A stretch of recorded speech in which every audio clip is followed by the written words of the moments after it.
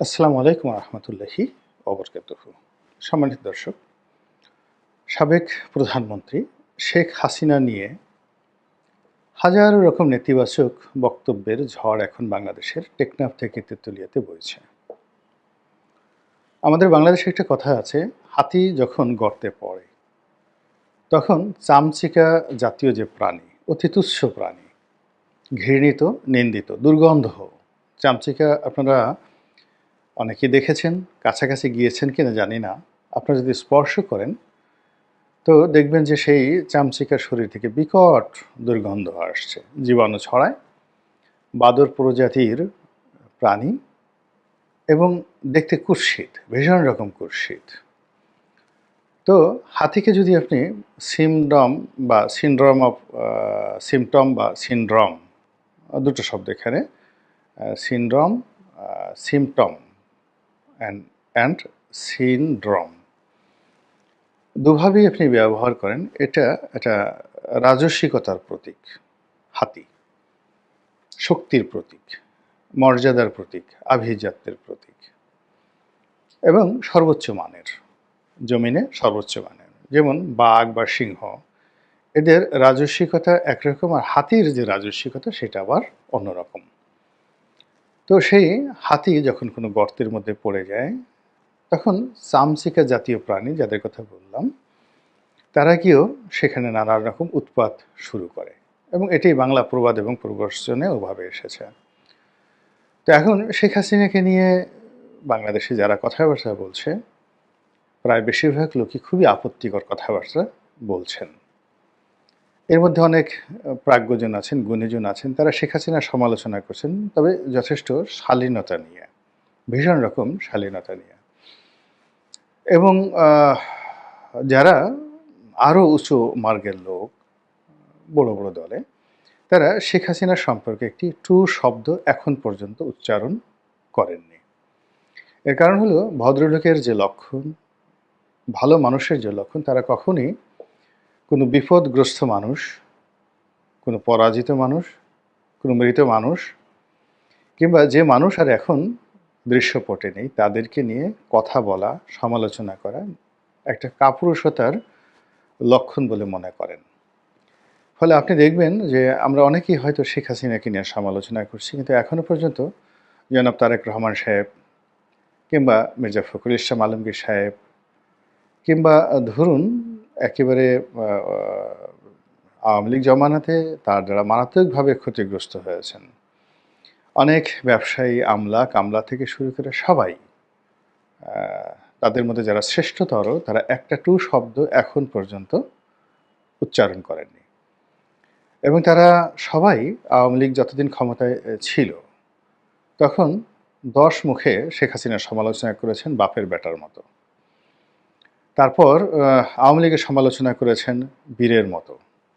কিন্তু এখন এই দুঃসময়টাতে তারা করছে না। কিন্তু কিছু মানুষ দেখা গেল যে ভীষণভাবে একেবারে এই বাংলাদেশে বসে এই মুহূর্তে শেখ হাসিনার সেই পার্সোনাল একটা পায়ের নখ থেকে চুল পর্যন্ত প্রায় প্রতিটি জিনিস নিয়ে খুবই নিম্নমানের শব্দ ব্যবহার করে, আলাপ আলোচনা করে তাকে ছোট করার চেষ্টা করছে। এবং এই সকল কথাবার্তার মধ্যে একটি কথা খুব বেশি ইন্টেলেকচুয়ালি অনেকে বলার চেষ্টা করছেন, সেটা হলো শেখ হাসিনা সাইকোপ্যাথ। এখানে প্যাথোলজি এবং সাইকোলজি, এই দুটো জিনিস একত্র করা হয়েছে। আপনি যদি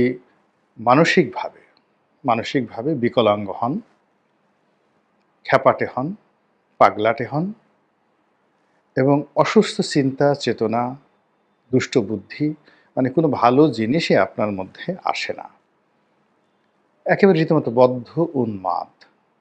তো আমাদের দেশে উন্মাদরা কী করে? যেখানে মলত্যাগ করে সেখানে খায়, যেখানে মলত্যাগ করে সেটার উপর ঘুমিয়ে পড়ে। এইরকম বদ্ধ উন্মাদ প্রকৃতির কোনো মানুষ যদি শারীরিকভাবে তার উন্মাদনার কারণে বিকলাঙ্গ হয়ে পড়ে, প্যাথোলজিক্যালি বিকলাঙ্গ হয়ে পড়ে, আপনি দেখবেন পাগল যারা হয়, পাগলের পায়খানা আপনারা দেখেছেন কিনা, আমরা ছোটোকালে দেখেছি, আমাদের গ্রামে অনেক পাগল হতো। তো আমরা সে পাগল দেখতাম এবং দেখতে যেতাম অনেক দূরে। শিকল দিয়ে তাদেরকে বেঁধে রাখা হতো এবং তারা যে মলমূত্র ত্যাগ করতো এটা সাধারণ মানুষের মতো নয়। এই যে পাগলামির কারণে তাদের যে শরীরের বিবর্তন ঘটেছে, এই বিবর্তনটাকে একত্র করে মানসিক পাগলামি এবং শারীরিক পাগলামি এটিকে বলা হয় সাইকোপ্যাথ। এখন যখন সাইকোপ্যাথ হয় কোনো মানুষ তখন তার কাপড়-চোপড় ঠিক থাকে না। সে উলঙ্গ হয়ে যায়। সে যাকে ইচ্ছা তাকে কামড় দেয়, খামচি দেয়, থুথু দেয়, ময়লা খায়, আবর্জনা খায়, স্যান্ডেল খায়, স্যান্ডেল মারে। মানে একেবারে বদ্ধ উন্মাদ। তো সেটা বলা হচ্ছে শেখ হাসিনা সাইকোপ্যাথ। তো এই কথাটা আপনি কি বলবেন? যারা বলছে তাদেরকে আপনি কি জবাব দিবেন? শেখ হাসিনা কি কাপড়-চোপড় পরেন না? তিনি যদি সাইকোপ্যাথ হন এরকম একটা বদ্ধ উন্মাদকে হাসপাতালে না নিয়ে ভারত যে তাকে রাষ্ট্রীয় মর্যাদা দিয়ে রেখেছে, নরেন্দ্র মোদী তার সাথে কথা বলছে, ডোনাল্ড ট্রাম্পের মতো মানুষ তাকে নিয়ে কথা বলছেন। ইট মিনস সারা পৃথিবীর যে রাজা-বাদশা সবাই সাইকোপ্যাথ হয়ে আছেন, বদ্ধ উন্মাদ হয়ে আছেন, আর আপনি বা আমি আমরা যারা বাংলাদেশে আমরা সবাই একেবারে ফেরেশতার পর্যায়ে সততা নিয়ে আছি। এই কথাগুলো ইদানিং হচ্ছে এবং মানুষ প্রতিবাদ করছে না। এই যে আমরা যে প্রতিবাদ করছি না এটাও আমাদের নিজেদের প্রতি জুলুম। অনেকে এই কথা শুনে খুব খুশি হচ্ছে, অনেকে আবার সাইকোপ্যাথ কাকে বলে এই জিনিসটা না বুঝেই তারা মনে করছেন এটা একটা বৈজ্ঞানিক শব্দ, কঠিন শব্দ। নিশ্চয়ই এটার একটা কোনো ভালো মানে আছে, গুরুত্বপূর্ণ একটা অর্থ আছে বটে। তো যেহেতু সে এই অর্থ জানে না, আবার জিজ্ঞেস করতে তার যথেষ্ট লজ্জা হয়, তো সে মনে করে আচ্ছা ঠিক আছে শুনলাম ভালো কথা, চুপচাপ আছে। তো অনেকে যারা বুঝেন তারা আনন্দ পান যে ঠিক আছে শেখ হাসিনাকে এতকাল অপছন্দ করতাম, তাকে এখন বদ্ধ উন্মাদিনী বলা হচ্ছে, তো খুশি, ভালো খুশি। আর যারা শেখ হাসিনাকে পছন্দ করেন বা না করেন কিন্তু একটা সুস্থ ধারার মানুষ হিসেবে নিজেকে মনে করেন, তারা অন্য যে কোনো মানুষকে যদি এরকম সাইকোপ্যাথ বলা হয় তখন তারা অসম্মানিত বোধ করেন, বিব্রত বোধ করেন। তো এই জিনিসগুলো বাংলাদেশে চলছে। তো যা হোক, যেটা বলছিলাম যে যারা সমালোচনা করছেন দশমুখে, সামাজিক মাধ্যমে, গণমাধ্যমে তাকে সাইকোপ্যাথ বলার চেষ্টা করছেন, একেবারে চোখ গোল গোল করে, আঙ্গুল উঁচু করে, অথচ এই মানুষগুলো শেখ হাসিনা যখন ছিলেন, তখন শেখ হাসিনা যদি খালি তাদের দিকে চোখ গরম করে তাকাতেন, অনেকের কাপড়-চোপড়, জাইঙ্গা সমস্ত কিছু নষ্ট হয়ে যেত। তো সেই মানুষগুলো অলনে ছাড়েন এখন খুব শক্তিশালী হয়ে পড়েছে। এখন আমার বক্তব্য হলো যে শেখ হাসিনা যদি সাইকোপ্যাথই হবেন, তাহলে তাকে কেন্দ্র করে এত উন্মাদনা কেন? তাহলে বাংলাদেশের সব মানুষ কি পাগল হয়ে গেল? কেন তাকে কোটি কোটি মানুষ ভালোবাসে? কেন আওয়ামী লীগের একটা সিঙ্গেল লোক, আওয়ামী লীগের লোক বলছে যে আওয়ামী লীগ তাদের শাসনামলে অনেক অন্যায় করেছে, জুলুম করেছে, ভুল করেছে, যেগুলো করা ঠিক হয়নি। ২ নম্বরে আওয়ামী লীগের অনেক দায়িত্ববান লোক বলার চেষ্টা করছে যে এই দলের মধ্যে একটা অলিগার শ্রেণী তৈরি হয়েছে, যারা শেখ হাসিনাকে বিভ্রান্ত করেছেন, নিজেরা দুর্নীতি করেছেন, সম্পদের পাহাড় তারা গড়ে তুলেছেন এবং শেখ হাসিনাকে একা ফেলে যে যার মতো চম্পট মেরেছেন দেশের বাইরে গিয়ে। এই জিনিসগুলো কিন্তু আওয়ামী লীগের মধ্যে আলোচনা হচ্ছে। অনেকে মৃদুভাবে শেখ হাসিনাকে সমালোচনা করছেন যে তিনি ভালো লোকগুলোকে বাদ দিয়ে মন্দ লোকদেরকে কাছে টেনে নিয়েছেন।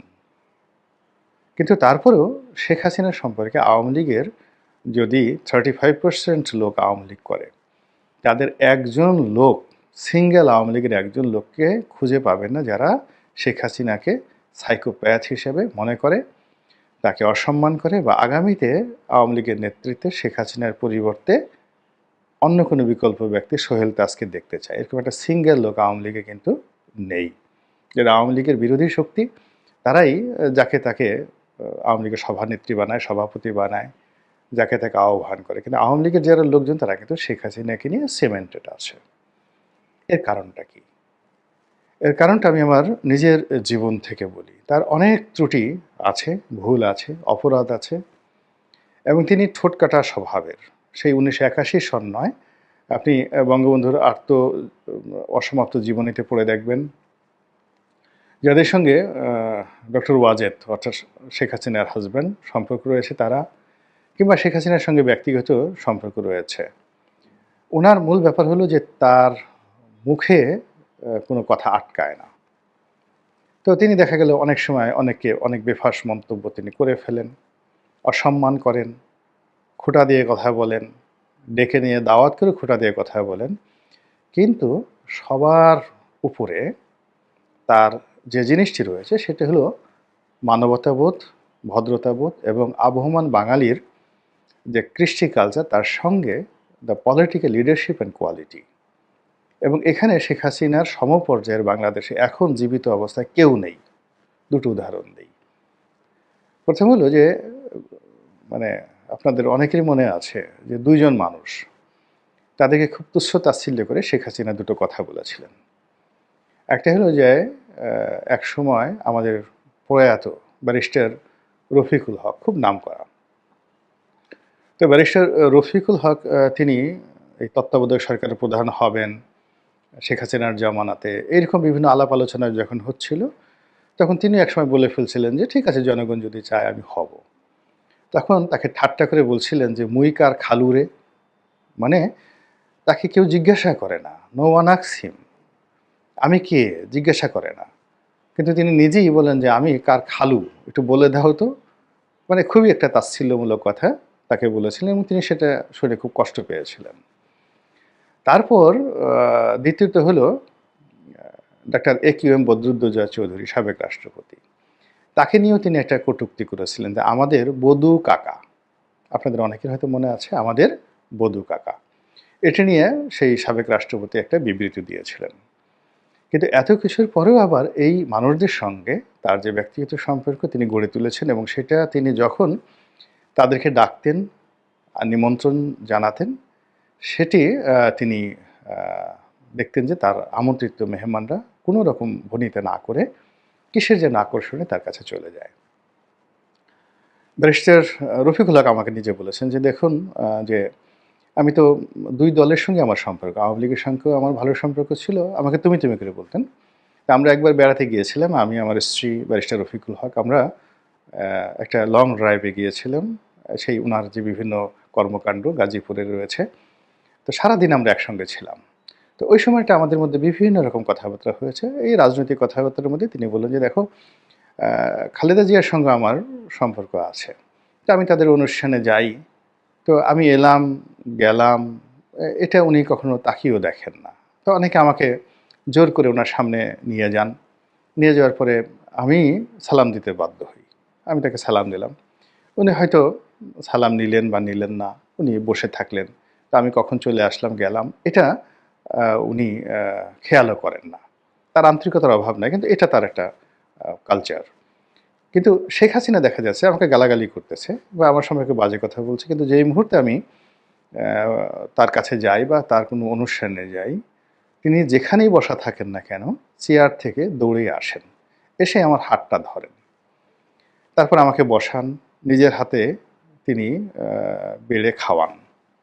তো খাওয়ার পরে এরপরে আমি যখন চলে আসবো তখন আবার আমাকে এগিয়ে দেন হাজার হাজার মানুষের মধ্যে। তো এখন ফলে কি হচ্ছে যে তার অনেক ব্যবহার আমি খুব বিরক্ত, কিন্তু আমি তো তাকে ভুলতে পারছি না, আমি তাকে অ্যাভয়েড করতে পারছি না। ব্যারিস্টার রফিকুল হকের কথা, আমার নিজের কথা বলি।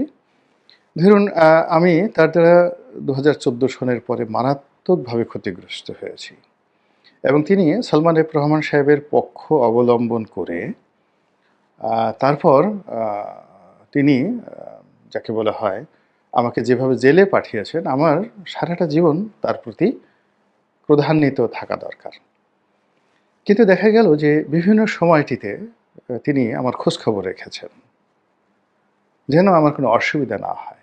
এমনকি 2018 সনের যে নির্বাচন হলো, সেই নির্বাচনে তো আমি প্রায় যাকে বলা হয় মারাই যাচ্ছিলাম।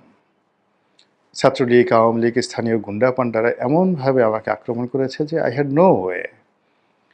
এরপরে আমি তার খুব কাছের একজন জেনারেল, তাকে ঘটনাটা জানালাম এবং তিনি যখন শেখ হাসিনাকে বললেন, প্রধানমন্ত্রীকে বললেন, তখন প্রধানমন্ত্রী বললেন যে ঠিক আছে, ওকে প্রোটেকশন দাও।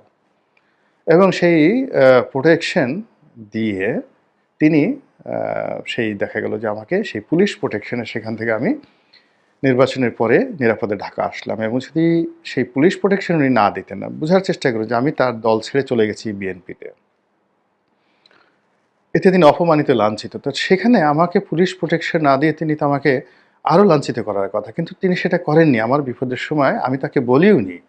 কেবলমাত্র আমার পক্ষে একজন তার ঘনিষ্ঠ মেজর জেনারেল, তিনি তাকে গিয়ে বলেছেন। তো তিনি বলছেন যে ওকে, ডু ইট। এবং তারেক সিদ্দিকী সাহেবকে বলেছেন যে ঠিক আছে, এটা করো। এই গেল এক। ২ নম্বর হলো যে যখন আমি মনোনয়ন পেলাম, তো মনোনয়ন পাওয়ার পরেও তার আগে ওনার সাথে আমার ওরকম কোনো ঘনিষ্ঠতা ছিল না। উনি আমার বায়োডাটাটা দেখেছেন, পড়েছেন। তো আমি যখন ওনার কাছে মনোনয়নপত্র আনতে গেলাম, তো তিনি বললেন যে দেখো, তোমার বায়োডাটা দেখেছি, তোমার বায়োডাটা মনোযোগ সহকারে পড়েছে এবং আমার কাছে মনে হয়েছে যে ইউ আর এ চ্যালেঞ্জিং বয়। তো তোমাকে একটা চ্যালেঞ্জ দিলাম, ওখানে ক্ষমা জাহাঙ্গীর আছে, তোমাকে প্রতি পদে পদে তোমাকে সর্বনাশ করার চেষ্টা করবে। ওখানকার আওয়ামী লীগের যে সংগঠনের অনেক জটিলতা আছে, তোমাকে দাঁড়াতে দেবে না। কিন্তু যেহেতু তোমার বায়োডাটাটা আমি দেখেছি, আমি জানি যে এই সকল পরিস্থিতি তুমি মোকাবেলা করতে পারে, যাও, গো অ্যান্ড উইন। বিশ্বাস করেন আমার এই জীবনে আমাকে নিয়ে মূল্যায়ন, এভাবে মূল্যায়ন আমার জীবনে দ্বিতীয় কোনো ব্যক্তি করতে পারেনি। জাস্ট উইদিন 1 or 2 মিনিট, এই হলো অবস্থা। তো এরপরে যখন আমি আবার নির্বাচন হয়ে গেল, তো নির্বাচন হওয়ার পরে যখন বঙ্গভবনে গেলাম, তো বঙ্গভবনে যাওয়ার পর শপথ গ্রহণ অনুষ্ঠান হচ্ছে দূর থেকে। কাজী জাফরুল্লাহ যে আওয়ামী লীগের প্রেসিডেন্ট মেম্বার, উনি আমাদের দূর সম্পর্কের আত্মীয়। তো ওনার স্ত্রী নীলুফার জাফরুল্লাহ, উনিও সংসদ সদস্য হয়েছিলেন ভাঙা থেকে। তো দূর থেকে তিনি দৌড়ে আসছেন, এসে আমার হাত ধরলেন যে দেবর, তোমার সঙ্গে আমার কখনো পরিচয় হয়নি, আমি জানি তুমি আমাদের আত্মীয়, তো তোমাকে দেখার খুব শখ, ভীষণ রকম শখ ছিল। তা আমি ভাবি কেন কেন বলে যে যখন নির্বাচন চলছিল ওই ইলেকশনের সময়, অর্থাৎ 2008 সনের ডিসেম্বর মাসে, তখন সাবেক প্রধানমন্ত্রী শেখ হাসিনা এই কাজী জাফরুল্লাহর যে মা, তাকে দেখতে গিয়েছিলেন ধানমন্ডির বাসাতে, যেমুন্নেছা। তো এই তার যে কাজী জাফরুল্লাহ সাহেবের যে নানা বাড়ি, সেটা হলো আমার নির্বাচনী এলাকার 10 মিনাতে তালুকদার বাড়ি, খুব নামকরা বাড়ি। তো সেখানে গিয়ে তিনি ওই কাজী জাফরুল্লাহ সাহেব দাঁড়ানো, তার স্ত্রী দাঁড়ানো, তো সেখানে ওখানে তিনি সেই কাজী জাফরুল্লাহ সাহেবের যে আম্মা, তাকে বলছেন যে চাচি, তো চাচি না, তো তাকে মামা ডাকেন, তো মামার হলো মা, তো মামার মা হলো দাদি বা নানি এরকম। তো তাকে ওই সম্বোধন করে শেখ হাসিনা বলছেন যে ওখানে রনিকে মনোনয়ন দিছি, ও অনেক মেধাবী, ভালো লেখাপড়া জানে, দেশের বাইরে দেশে পড়াশোনা করেছে এবং খুব ভালো ছেলে, ওর জন্য একটু দোয়া করবেন, ওর জন্য দোয়া করবেন, ও যেন পাশ করে আসতে পারে। আর ও যদি পাশ করে তাহলে আপনার যে বাবার বাড়ি তার আশেপাশের সকল রাস্তা আমি রনিকে দিয়ে আপনার করে দেব। এখন এই যে কথা শেখ হাসিনা বললেন, এই কথা শুনে নীলুফার জাফরুল্লাহ বললেন যে তুমি পাশ করো বা না করো, কে বা না, একজন সভানেত্রী, আওয়ামী লীগের একজন সভানেত্রী, তার একজন এমপি প্রার্থীর জন্য আর একজন বয়স্ক মহিলার কাছে এইভাবে দোয়া চাচ্ছেন। আমিও এমপি প্রার্থী ছিলাম তখন ভাঙাতে, মানে নীলুফার জাফরুল্লাহ। তো তোমাকে আমার খুব হিংসে হচ্ছিল, তোমাকে আমার দেখার খুব শখ ছিল, তোমার হাতটা ধরার আমার খুব ইচ্ছা ছিল। এসে তিনি বয়স্ক মানুষ নীলুফার জাফরুল্লাহ জাস্ট আমার হাতটা ধরলেন। তো এই দিস সর্ট অফ বিহেভিয়ার, আমি অন্ততপক্ষে 1000 এরকম ভালো ব্যবহারের কথা বলতে পারবো। তো এরকম লক্ষ লক্ষ মানুষের দান করা, লক্ষ লক্ষ মানুষের সঙ্গে তার অ্যাটাচমেন্ট, তার বাসায় গণভবনে গিয়েছে, চা খায়নি, বিস্কুট খায়নি, এরকম কোনো লোক নেই। এবং তিনি তার দলের এই যে নেতাকর্মী সারা বাংলাদেশের বিভিন্ন ওসিলাতে তিনি সারা বছর সেখানে শামিয়ানা টানিয়ে রাখতেন এবং উপলক্ষ হলেই 3000-4000 লোককে দাওয়াত করে সেখানে খাওয়াতেন, তাদের সঙ্গে ভাব বিনিময় করতেন। ফলে এই যে বিশাল শ্রেণীর লোকের সঙ্গে তার যে অ্যাটাচমেন্ট, তার যে বন্ধুত্ব, তার যে আকুতি, এটা সাধারণ মানুষ কিন্তু ভুলতে পারছে না। ফলে আপনি যত বেশি সাইকোপ্যাথ বলবেন, বদ্ধ উন্মাদিনী বলবেন, তত বেশি এই যে তার সঙ্গে আপনি গিয়ে দেখুন তো, যে তার একটা ট্রাস্ট আছে, ফাউন্ডেশন আছে। এই ফাউন্ডেশন থেকে কত লাখ ছেলে মেয়েকে নিয়মিত যাকে বলা হয় উপহার দেয়া হয়। আপনি এটা খোঁজ নিয়ে দেখেন তো, তার কতজন পালিত পুত্র রয়েছে এবং পালিত কন্যা রয়েছে, এবং সমাজের এমন এমন স্তর থেকে তিনি তাদেরকে তুলে এনেছেন, ওখানে ওই সমস্ত পরিবারের ছেলে মেয়েদেরকে আপনি তাদের দিকে তাকাবেনই না।